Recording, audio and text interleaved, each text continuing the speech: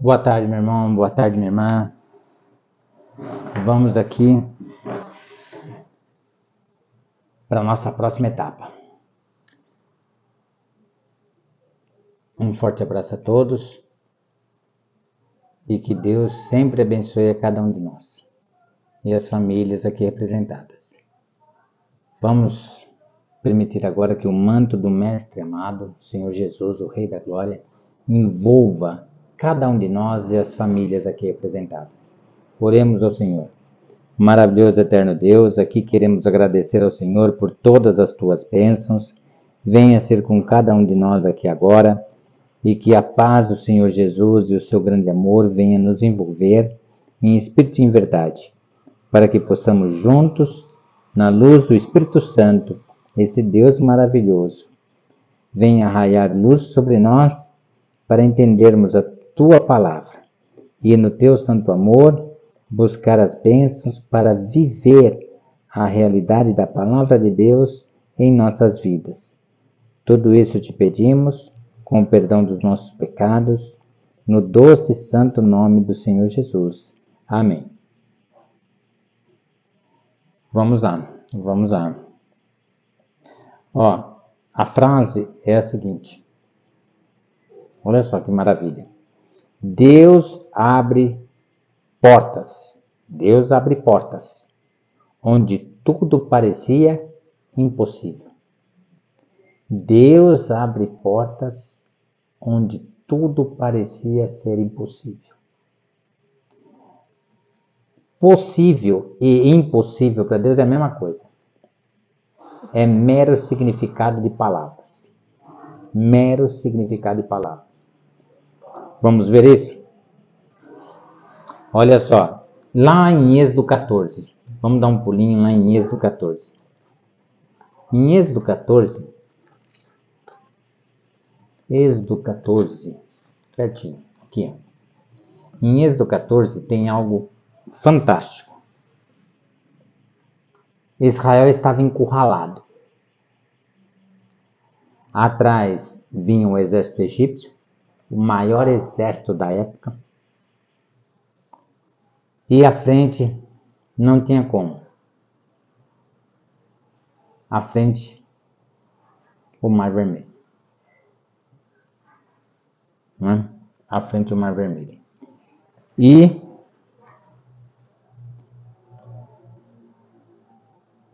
Israel pronto a ser aniquilado ou voltar para o cativeiro no Egito. E olha só o que aconteceu. Vamos lá. Disse o Senhor a Moisés: por que clamas a mim? Dize aos filhos de Israel que marchem. Marcha como? Um mar gigantesco daquele à sua frente, o que você vai fazer com um negócio daquele? Olha só. E tu levanta o teu bordão, estende a mão sobre o mar e divide-o, para que os filhos de Israel passem pelo meio do mar em seco. O mar se dividiu e o chão fica por vários metros extremamente úmido e molhadiço na sua superfície. O chão estava seco. Não tinha vestígio de umidade nenhuma no chão onde Israel pisou e passou. Só Deus explica isso. Isso é um assunto para a eternidade. Vamos só saber dos fatos aqui. Tá? O chão seco. O mar acabou de ser dividido e o chão estava seco. Tá? E você tem coragem de atravessar? Parede de quilômetros de altura de água, pronto do seu lado, pronto a cair na sua cabeça, e você virar pó ali, estilhaçar, quebrar seu corpo inteirinho? Olha só. E tu levanta o teu bordão, estende a mão sobre o mar e divide-o, para que os filhos de Israel passem pelo meio do mar em seco. Eis que endurecerei o coração dos egípcios. Você acha que Deus endurece o coração? Não. É que Deus sabia que eles jamais se renderiam a Deus. Então deixa eles seguirem o curso de sua própria natureza. Eles não querem aceitar Deus de jeito nenhum. Deus não obriga.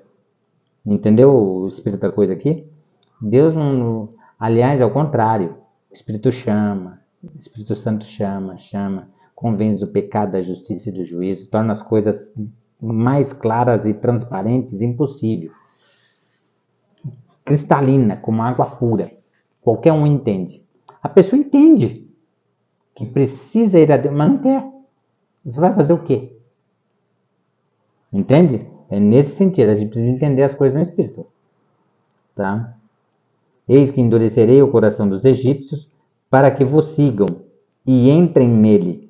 Serei glorificado em Faraó e todo o seu exército, nos seus carros e nos seus cavalarianos. Ou seja, as pessoas montadas nos cavalos, né? E os egípcios saberão que eu sou o Senhor, quando for glorificado em Faraó, nos seus carros e nos seus cavalarianos. Então o anjo de Deus, que ia diante do exército de Israel, se retirou e passou para trás deles. Também a coluna de nuvem se retirou de diante deles e se pôs atrás deles. Olha só. E ia entre o campo dos egípcios e o campo de Israel. A nuvem era escuridade para aqueles e para este esclarecia a noite.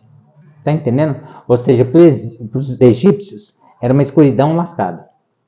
Eles não tinham visibilidade muito bem ao certo, né? E isso atrasava eles. E adiante esclarecia. Diante do cair da noite, olha só. Vamos lá.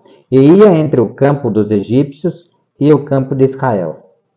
A nuvem era escuridade para aqueles, ou seja, os egípcios.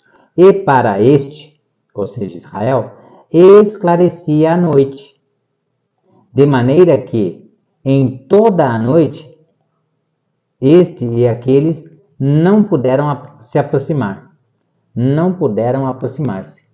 Então Moisés estendeu a mão sobre o mar, e o Senhor, por um forte vento oriental, que soprou toda aquela noite, fez retirar-se o mar, que se tornou terra seca, e as águas foram divididas. Os filhos de Israel entraram pelo meio do mar, em seco, e as águas lhes foram qual muro, à sua direita e à sua esquerda, como muros, só que muro de água. Os egípcios que os perseguiam entraram atrás deles, todos os cavalos de Faraó e os seus carros e os seus cavalarianos, os seus cavaleiros, né? Também, até o meio do mar. Na vigília da manhã, o Senhor, na coluna de fogo e de nuvem, viu o acampamento dos egípcios e alvorotou o acampamento dos egípcios. Emperrou-lhes as rodas dos carros e fez-os andar dificultosamente, de forma que eles não conseguiam alcançar o povo de Israel. A roda da carruagem começou a travar, a ficar presa. Os carros com os cavalos andar com muita dificuldade. Então disseram os egípcios, fujamos da presença de Israel, porque o Senhor peleja por eles, contra os egípcios. Gente do céu, pensa bem. Disse o Senhor a Moisés, estende a mão sobre o mar, para que as águas se voltem sobre os egípcios, sobre os seus carros e sobre os seus cavalarianos. Então Moisés estendeu a mão sobre o mar, e o mar, ao romper da manhã, retornou à sua força. Os egípcios, ao fugirem, foram de encontro a ele, e o Senhor derribou os egípcios no meio do mar. E voltando as águas, cobriram os carros e os cavalarianos de todo o exército de Faraó, que os haviam seguido no mar. Nem ainda um deles ficou, ou seja, Faraó e todo o seu exército morto. Não sobrou uma pessoa do Egito viva. todos morreram. Mas os filhos de Israel caminhavam a pé, enxuto, pelo meio do mar, e as águas lhe eram quais muros, à sua direita e à sua esquerda. Assim o Senhor livrou Israel naquele dia da mão dos egípcios, e Israel viu os egípcios mortos na praia do mar. E viu Israel o grande poder que o Senhor exercitara contra os egípcios. E o povo temeu ao Senhor, e confiou no Senhor e em Moisés, o seu servo.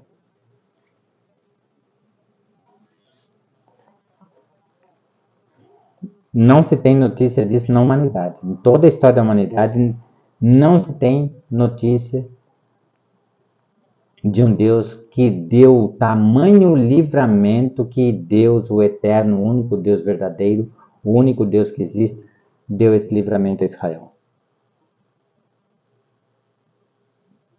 Já pensou? Agora vamos lá, irmãos, para o texto de Malaquias. Malaquias fala também e nos traz uma advertência. Uma advertência. Olha só, que maravilhoso. Olha só, Malaquias, do 8 até o 12. Malaquias, capítulo 3, do 8 até o 12, diz assim, ó. Roubará o homem a Deus? Todavia vós me roubais, e dizeis, em que te roubamos? Nos dízimos e nas ofertas. A oferta específica que ele está se referindo aqui, não é aquela oferta voluntária, se você dá se quiser, não. É o pacto, é chamado de pacto, é uma oferta, essa é a única oferta obrigatória que existe, tá? O dízimo e o pacto. O pacto é uma oferta onde você estipula que valor você vai devolver todo mês. Agora, o dízimo não. O dízimo é um valor fixo, tá? De 10% ao mês. O pacto também é? É, mas é você que estipula o pacto. Tá certo? Pode ser 1% da sua renda, 2%, é você que vai estipular. Ou 10% mesmo.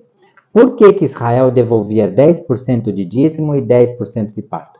10% de dízimo e 10% de pacto. Pelo seguinte, o dízimo, presta bem atenção, o dízimo a gente devolve a Deus em gratidão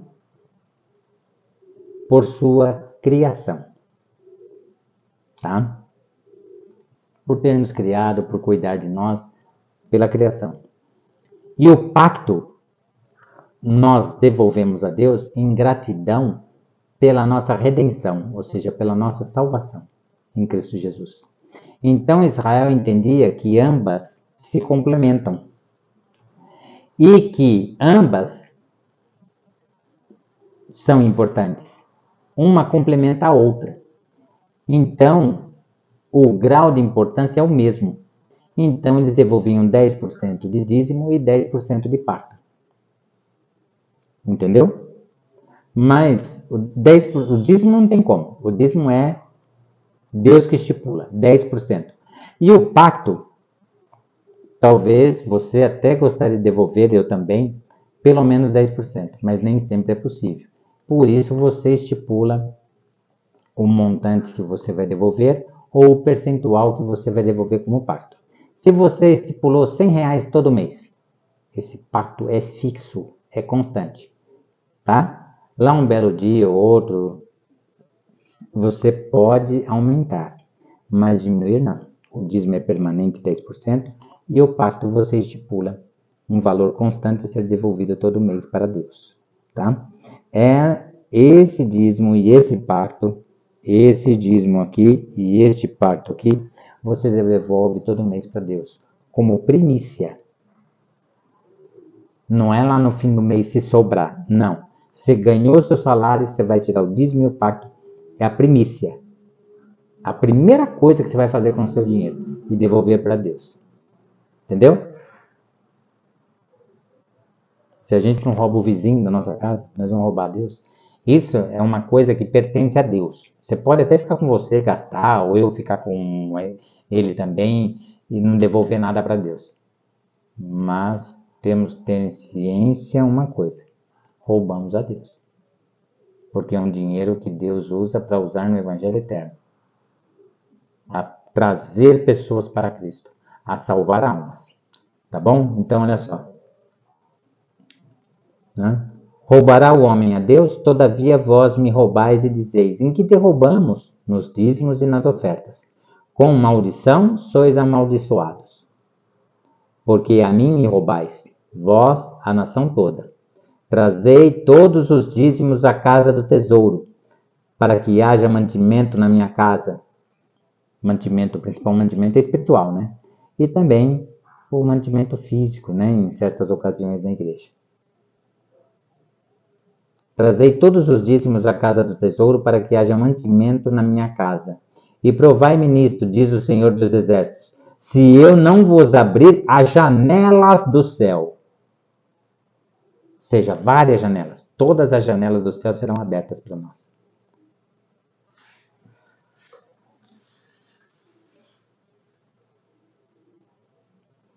Para que haja mantimento na minha casa. E provai-me nisto, diz o Senhor dos Exércitos, se não vos abrir as janelas do céu, e não derramar sobre vós bênção sem medida. Por vossa causa repreenderei o devorador, para que não vos consuma o fruto da terra. A vossa vide no campo não será estéril, diz o Senhor dos Exércitos. Ou seja, protege a plantação de pragas e assim por diante, né? Todas as nações vos chamarão felizes, porque vós sereis uma terra deleitosa, diz o Senhor dos Exércitos. Deus promete bênçãos sem medidas para nós, desde que nós venhamos a agir com o Senhor naquilo que é reto aos olhos de Deus, aquilo que é correto em nossas vidas. Tá certo? Tudo bem?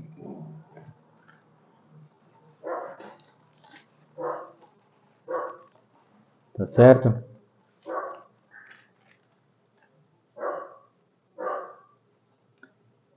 Tá? E vamos encerrar com Mateus 28, verso 20, dizendo assim: ensinando-os a guardar todas as coisas que vos tenho ordenado. E eis que estou convosco todos os dias até a consumação do século. Amém. Ou seja, tudo isso nós devemos ensinar às pessoas, para que elas tenham chance de andar nos caminhos de Deus, a fazer aquilo que Deus espera de cada um de nós, que é agir com retidão com Ele em todos os momentos de nossa vida. E fazer de nossa vida todos os nossos atos, todos os nossos pensamentos, atos de adoração ao Senhor. Atos de retidão com Ele, de temor ao Senhor, que é o princípio da sabedoria. Amém. Um forte abraço a todos. E um beijão no coração de cada um de vocês. Amém.